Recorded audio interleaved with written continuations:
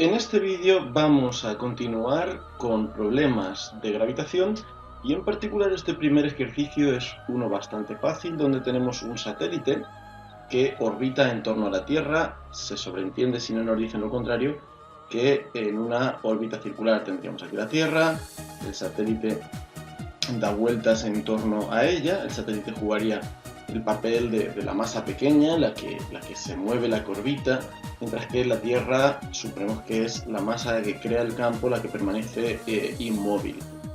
En nuestra notación m pequeña y m grande.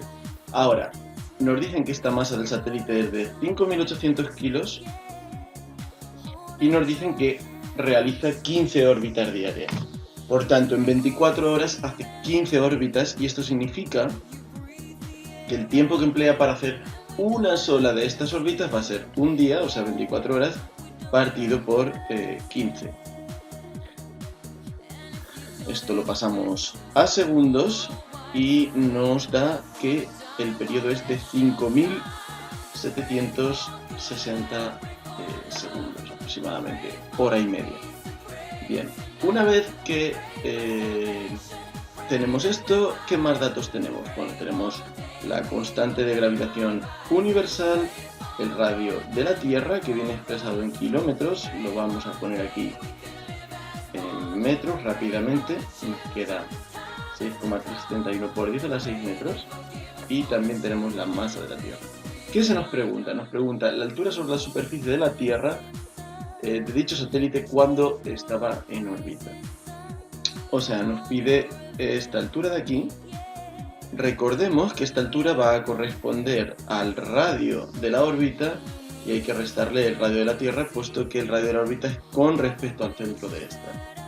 Bueno, pues siempre que tengamos problemas de órbitas circulares, las fórmulas que podremos emplear ya sabemos que son la de la velocidad orbital, que la obtenemos igualando la fuerza centrípeta a la fuerza gravitatoria,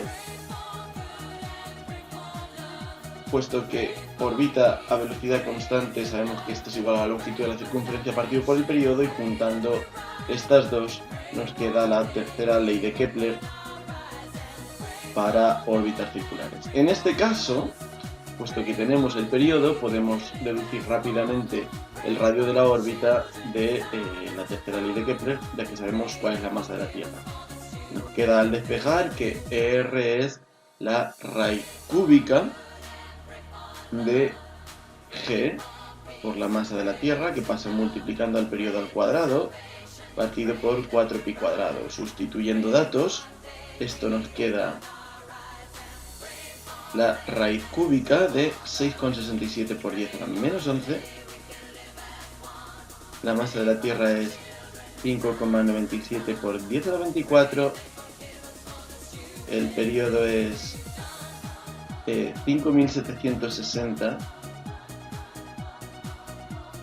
al cuadrado y esto dividido por 4pi cuadrado. Bien, y el resultado de esta operación es 6,943 por 10 a la 6 metros. Esto es 6.943 kilómetros. Ahora, si a esto, tal como hemos dicho, le restamos el radio de la Tierra, tenemos 6,943 por 10 a la 6 menos 6,371 por 10 a la 6, y esto nos queda 5,72 por 10 a la 5 metros. O sea, unos 572 kilómetros sobre la superficie terrestre, que es un resultado bastante razonable. Un satélite que vuela bastante bajo, pero razonable todo. Ahora nos dice, ¿cuál es la energía total del satélite cuando éste estaba en órbita?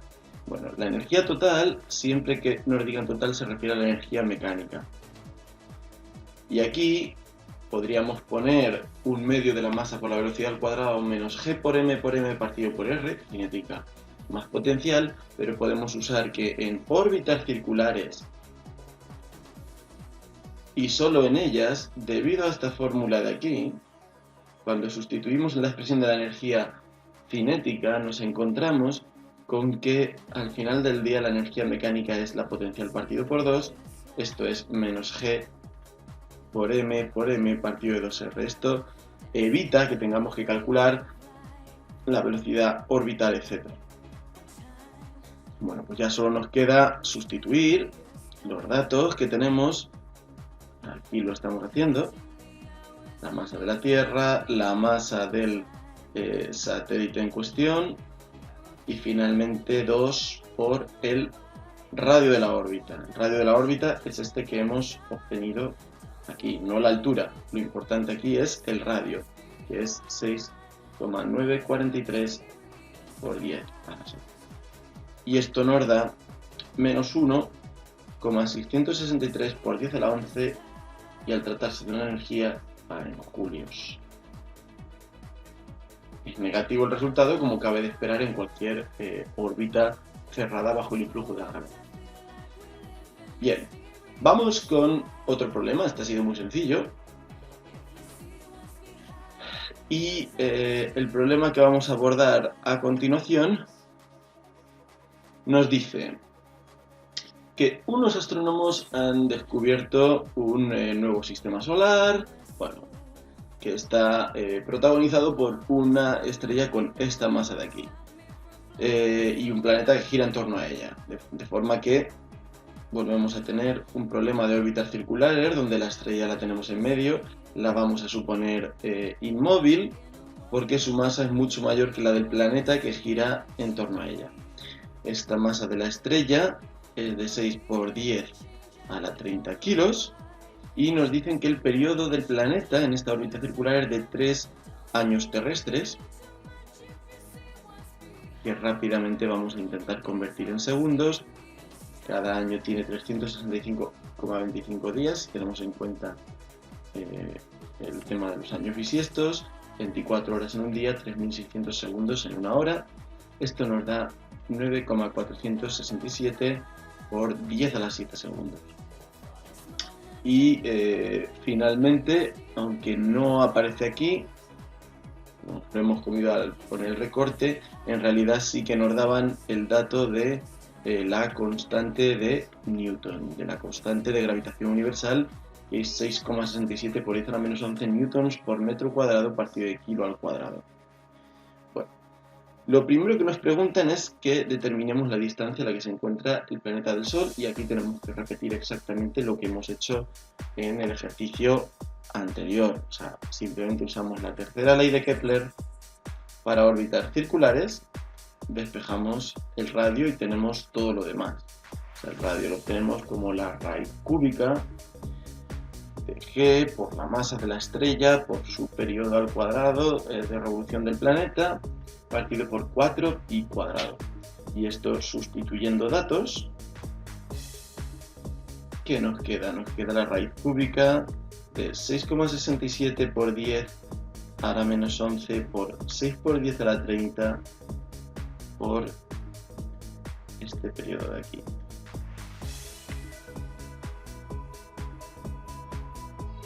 Y esto ahora partido de 4 pi cuadrado. Total que nos queda 4,496 por 10 a 11 metros. Esto es unos 449.000 millones de kilómetros. 449 millones de kilómetros aproximadamente. Como el triple más o menos de la distancia de la Tierra al Sol. En el apartado B, lo que se nos dice es, bueno, ahora supongamos que en la superficie del planeta la aceleración de la gravedad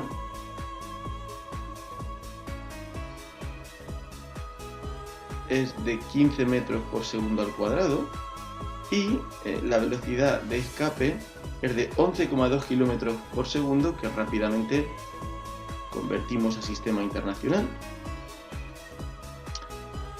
Y entonces se nos dice que con estos datos cuánto valen la masa y el radio del planeta. Bien, se va a tratar de un sistema de dos ecuaciones con dos incógnitas, porque cuando usemos que la gravedad superficial viene dada por la fórmula habitual de la gravedad con R pequeña igual al radio del planeta, y la velocidad de escape Por otra parte, esta fórmula habría que en principio demostrarla, igualar la energía mecánica a 0, etc.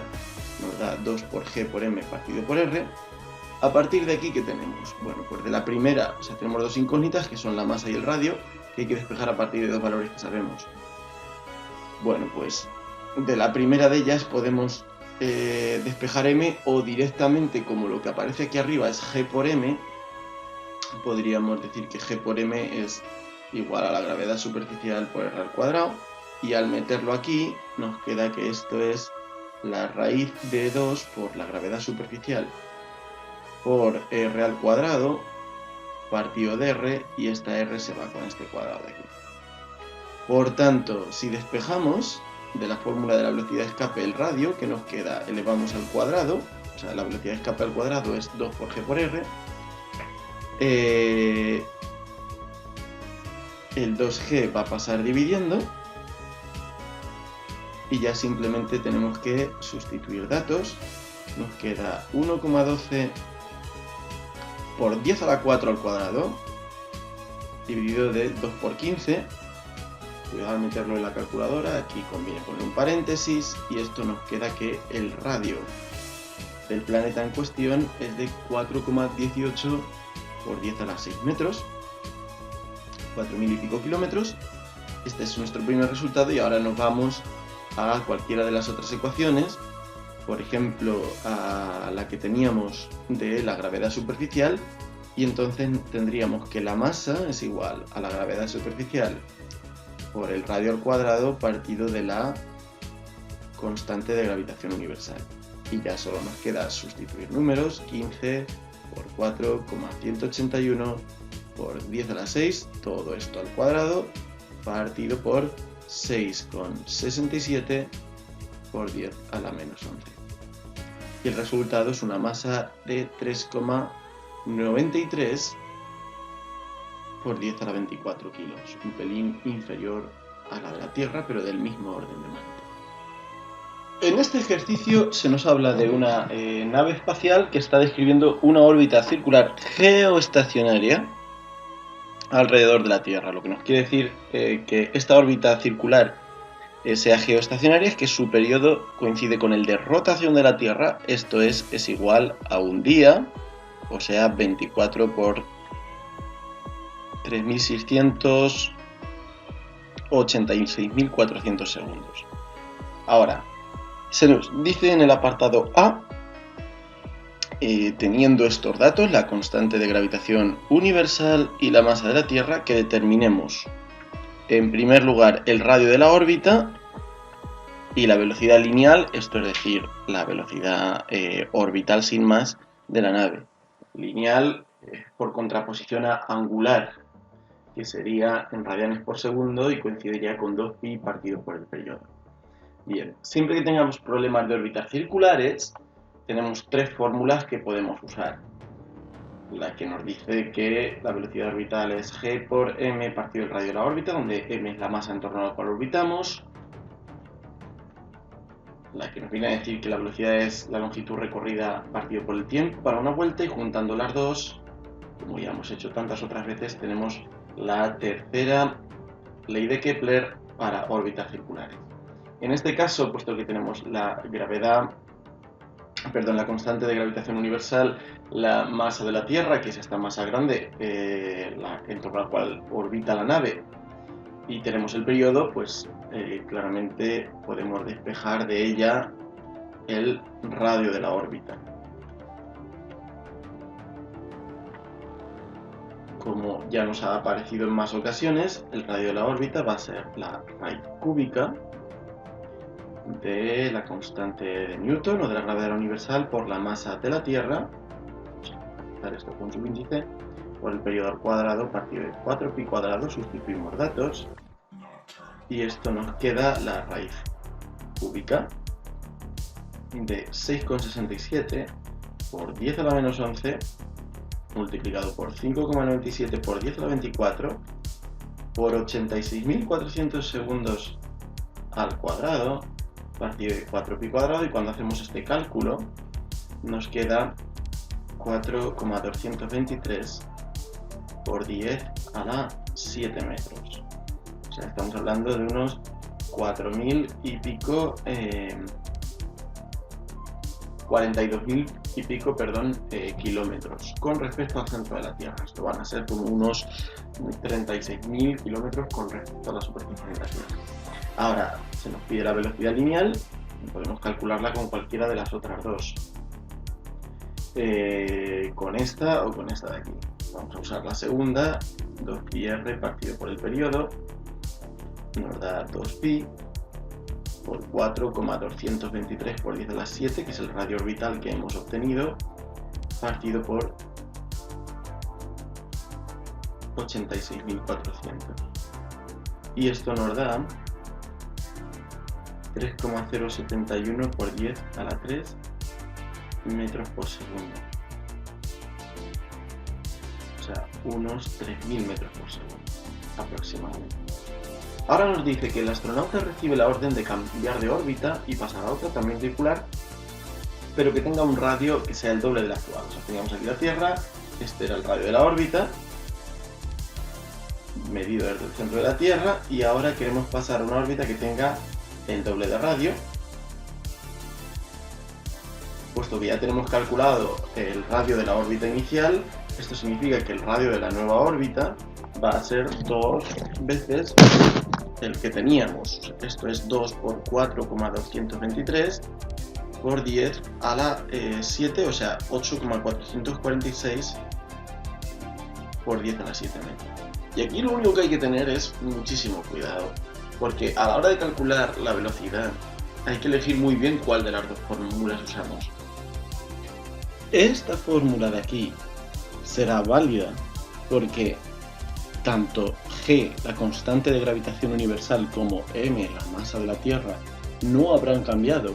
En cambio, cometeríamos un grave error si tratamos de utilizar esta fórmula usando el periodo anterior, puesto que al cambiar el radio, automáticamente cambiamos el periodo de acuerdo con la tercera ley de Kepler. Recordemos que al subir el valor del periodo, eso comporta automáticamente que sube el valor del radio orbital o viceversa. Por tanto, tomaremos esta fórmula y ahora sí podemos calcular sin ningún peligro la nueva velocidad orbital. Al estar más lejos del planeta sufre una atracción menor y la velocidad con la que tendrá que orbitar será también menor que cuando está mucho más cerca. Esto lo vemos sustituyendo los datos. El radio de la órbita ahora hemos dicho que era 8,446 por 10 a la 7 y al efectuar esta raíz cuadrada nos queda 2,171 por 10 a la 3 metros por segundo, que efectivamente es una velocidad inferior a la que habíamos obtenido en el apartado anterior. Vamos ahora con otro ejercicio en el que se nos dice que consideremos un cuerpo de 1000 kilos de masa bajo la acción del campo gravitatorio terrestre. En primer lugar, nos dicen que definamos la velocidad de escape de ese cuerpo. Bueno, pues la velocidad de escape es aquella, podríamos decir, que debe tener un cuerpo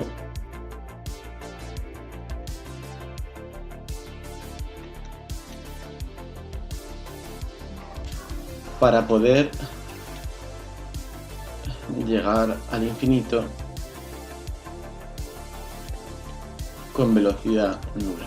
Es decir, la mínima velocidad que hay que dar a un cuerpo para que pueda alcanzar el infinito. Esta definición comporta automáticamente que la energía mecánica en el infinito, que es un medio de la masa por la velocidad que debe tener en el infinito al cuadrado, menos g por m partido por un radio, que será infinito. Evidentemente esta parte es cero y esta, como tiene velocidad nula en el infinito, también es cero. Así que la energía mecánica que debe tener el cuerpo es cero. Habitualmente la velocidad de escape se refiere a la que hay que dar un proyectil que está en la superficie de un cuerpo esférico de radio r. Y en ese caso, igualando la energía mecánica que se conserva justo después del lanzamiento y al final de él tiene que ser 0, pues esto será un medio de la masa del proyectil o del cuerpo por la velocidad de escape al cuadrado, menos g por m, y aquí iría el radio del planeta, y esto nos lleva a la habitual fórmula para la velocidad de escape es igual a raíz de 2gm partido por r. Ahora nos dicen que determinemos la velocidad de escape de un cuerpo que está en reposo a una distancia r igual a 2 veces el radio de la Tierra, a una distancia que está a esa distancia del centro de la Tierra. Por tanto, si esto es la Tierra y este es su radio, está a una altura igual al propio radio, de forma que esta distancia sea 2r. Bueno, este no es el caso típico de la velocidad de escape. En este caso, si queremos que la energía mecánica sea 0 en ese punto, bueno, pues nos queda exactamente lo mismo. Nos queda un medio de la masa por la velocidad de escape al cuadrado, pero ahora no debemos poner que menos g por m partido, y ahora el radio no es el radio del planeta, sino que es este 2r. O sea, voy a poner r en general, y las m se me van a ir, y me queda una fórmula que es en esencia la misma de antes, solo que esta r ahora no coincide con el radio del planeta. En este caso, ¿cuánto va a ser? Pues cuando yo pongo que r es igual a 2 veces el radio de la Tierra, entonces me queda raíz de 2gm partido de 2r, los 2 se me van, y me queda la raíz de g por m partido de r. Muy bien, ahora simplemente tenemos que sustituir datos. Esta es la raíz de 6,67 por 10 a la menos 11, la masa de la Tierra, que nos la dan también, es 5,97 por 10 a la 24 kilos, y esto hay que dividirlo por el radio de la Tierra, que son 6,37 por 10 a la 6 metros. Todo datos que nos da el enunciado, y esto da igual a 7,906 por 10 a la 3 metros por segundo. Si lo hubiéramos calculado en la superficie de la Tierra, sabemos que la velocidad de escape tiene un valor de aproximadamente 11,2 kilómetros por segundo. Aquí, como ya hemos escapado un poquito, partíamos de una cierta altura ya, pues esa velocidad de escape es menor. Vamos a ver ahora qué nos dice el apartado B.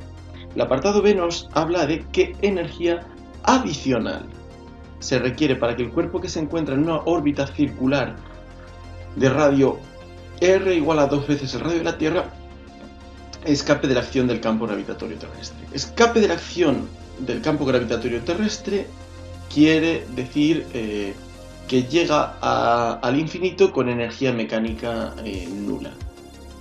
O sea que consigue llegar, pero no tiene ni cinética ni potencial en ese punto. Ok, bueno, siempre que nos hablen de energía adicional hay que calcular la diferencia de energía mecánica. Esto significa la energía mecánica que tengo al final menos la energía mecánica que tengo al principio. Al final, en el infinito, la energía mecánica tiene por valor 0, y ahora tenemos que ver en el principio. En el principio, como estoy en una órbita de radio r igual a 2r, tengo tanto energía cinética como potencial, pero puedo usar un truco, y es que al tratarse de una órbita circular, esta energía mecánica no va a ser otra cosa que la potencial entre 2. Por tanto, tengo menos la energía mecánica inicial, que es la potencial partido por 2, y ahora ¿qué me queda? Me queda menos, y cuidado que la energía potencial ya lleva otro menos aquí, menos g por m partido de 2 veces esa distancia. Este menos con este menos me queda más. Al poner que la r, el radio de la órbita, sea 2 veces el radio de la Tierra, me queda g por m partido de 4 veces el radio de la Tierra. Evidentemente me tiene que dar algo positivo, por eso yo tengo que aportar energía para mandar algo al infinito. Y sustituyendo datos, nos queda 6,67 por 10 a la menos 11 multiplicado de 5,97 por 10 a la 24, que es la masa de la Tierra, Ahora viene la masa del satélite, que es la 3, que bajo ningún concepto debemos tachar, puesto que no está igualada a 0 en ningún momento. Y ahora 4 y el radio de la Tierra.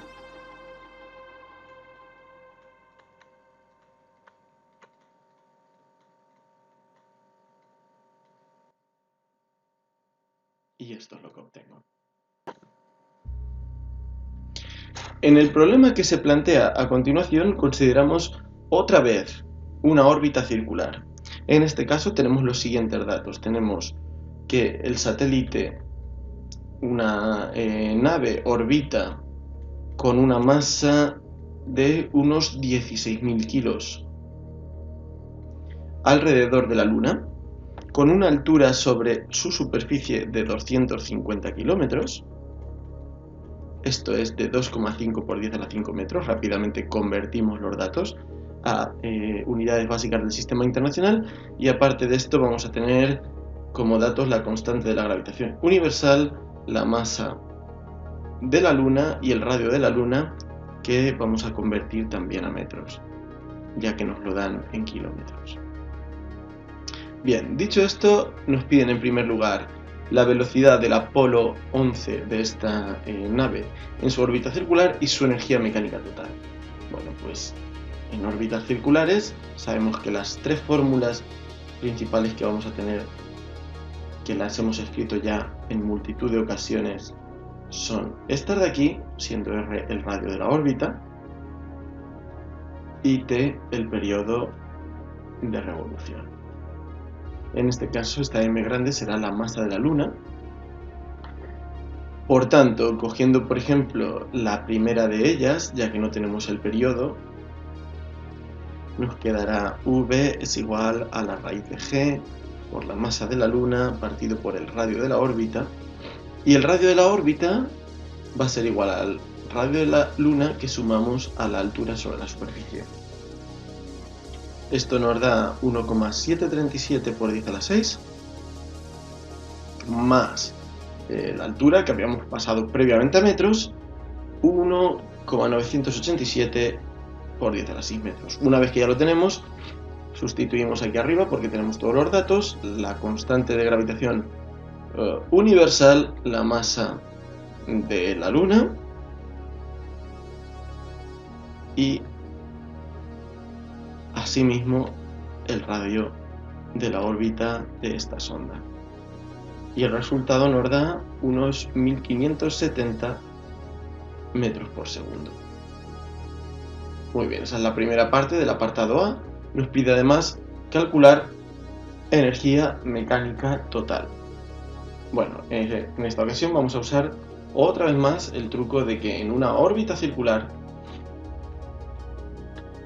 debido a que tenemos precisamente esta fórmula para la velocidad, al sustituir en la energía cinética nos queda que esta tiene un valor igual a la energía potencial cambiada de signo y partido por 2, y así pues la expresión de la energía mecánica nos queda como la potencial partido por 2, que es menos g por m partido de 2r.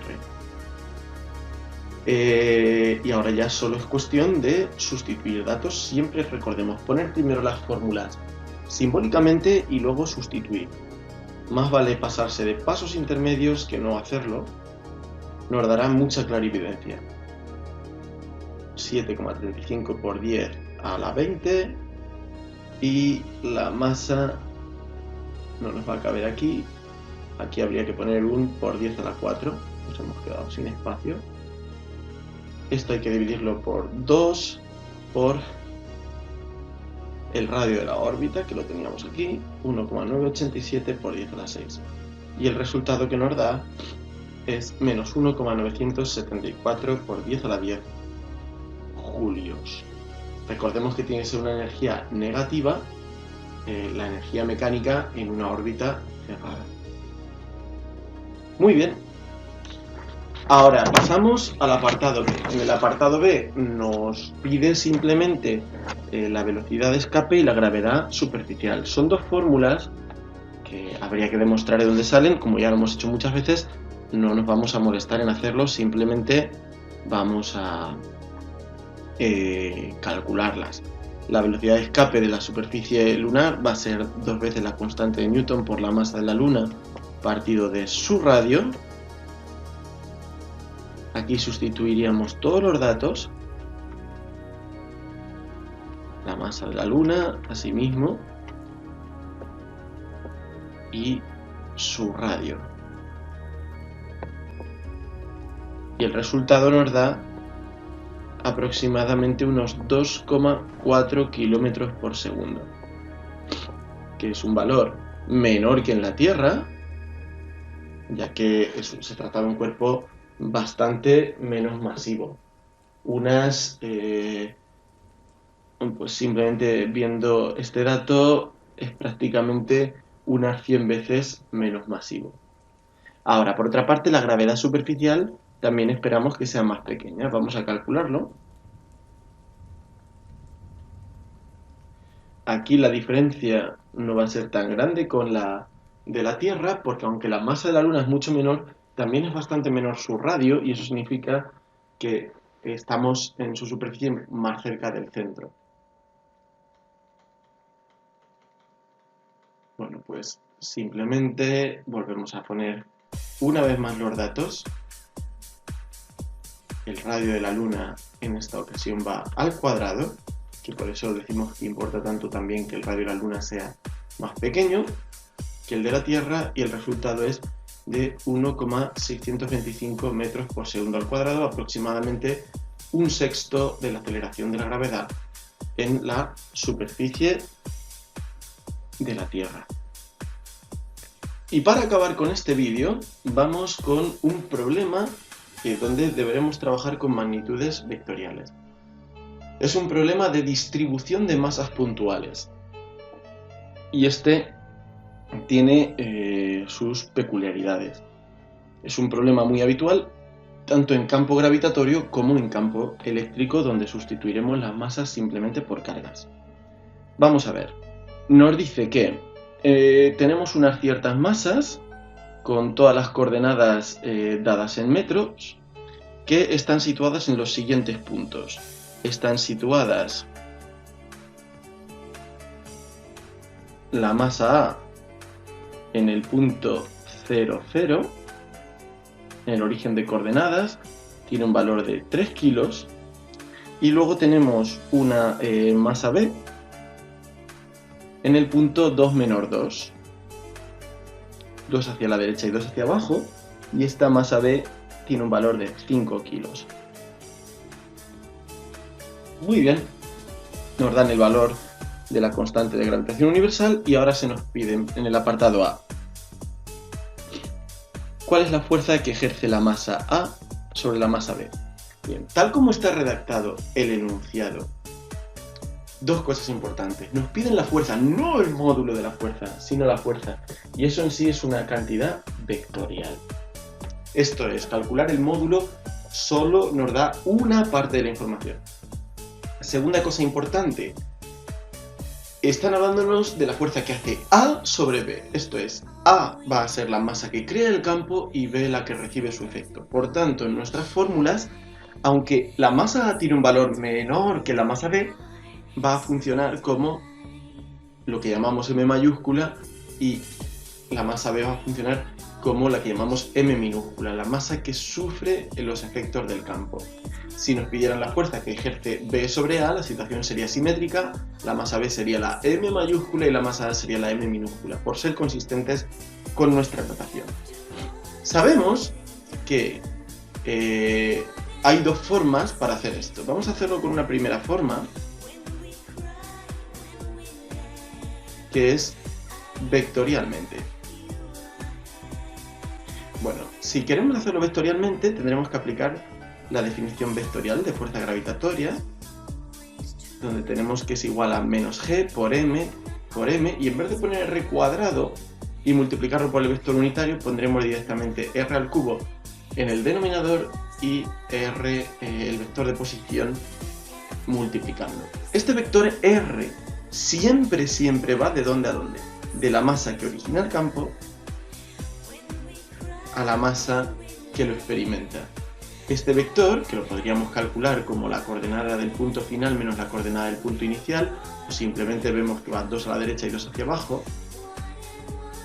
tiene un módulo, ese módulo va a ser igual a esta r pequeña, la distancia entre los dos puntos, que es igual a la raíz de 2 al cuadrado más menos 2 al cuadrado, o sea, la raíz de 8, 2 raíz de 2 metros. Todas las coordenadas están en metros, lo cual nos hace las cosas bastante más fáciles. Bueno, y visto esto, ahora ya solo nos quedaría sustituir. Esto nos quedaría menos 6,67 por 10 a la menos 11, multiplicado por la masa que crea el campo, que es la masa A, por la otra masa, todo esto partido de r al cubo, que sería 2 raíz de 2 al cubo, o sea, 16 raíces de 2, y por el vector 2 menos 2. Bueno, pues si hacemos, por ejemplo, lo vamos a hacer directamente. Si hacemos todo esto de aquí por 2, eso nos da menos 8,84 por 10 a la menos 11. Y si ahora hacemos todo este prefactor por menos 2, evidentemente nos queda lo mismo, solo que he cambiado de signo. Y las unidades de la fuerza, como bien sabemos, son newtons. Esta sería una primera manera de obtener el vector fuerza. Habría una segunda forma, que es simplemente trabajar con módulos, que es más fácil, y luego descomponer usando trigonometría. Bueno, calcular el módulo de la fuerza es muy sencillo, es simplemente g por m partido de r al cuadrado. Y bueno, sustituimos valores por 3, por 5, partimos de este 2 raíz de 2 al cuadrado, que ahora nos dará un 8, y el valor ¿cuál es? Es 1,25 por 10 a la menor 10 newtons. Muy bien. Ahora, este módulo no me da ninguna de las componentes. Las componentes de la fuerza las voy a tener que sacar multiplicando por el coseno y el seno del ángulo que forma este vector con el eje X. Si en vez de coger este ángulo que forma el vector con el eje X, cogiese el ángulo que forma con el eje Y, seno y coseno cambiarían. Lo podría ver fácilmente del triángulo que forman. Bueno, aquí hay una cosa que es importante, y es también que los signos en esta forma los tengo que pensar. Para pensar hacia dónde va la fuerza que hace A sobre B, me sitúo en la masa B y tengo que ver hacia dónde se va. Y claramente la masa B es atraída hacia la masa A. O sea que la A está tirando de la B hacia sí. Esto quiere decir que va hacia la izquierda, con lo cual la componente X va a ser negativa, y eso lo tengo que poner yo explícitamente, algo que no era necesario en la forma vectorial, y va hacia arriba, con lo que la componente Y sí que va a ser positiva. Para saber calcular el ángulo, puedo operar directamente. Tengo el triángulo que forman este punto, este punto, este punto, cuyas dimensiones son 2, 2 y 2 raíz de 2. No hace falta que saque el ángulo, por ejemplo con el arco tangente, que me daría 45 grados, algo que aquí es obvio. Simplemente puedo operar directamente con el coseno, que va a ser 2, el cateto contiguo, partido por la hipotenusa, 2 raíz de 2, que me da 1 partido raíz de 2. Y el seno de alfa me quedará exactamente, en este caso, lo mismo. O sea, puedo calcular directamente coseno y seno sin pasar por el ángulo.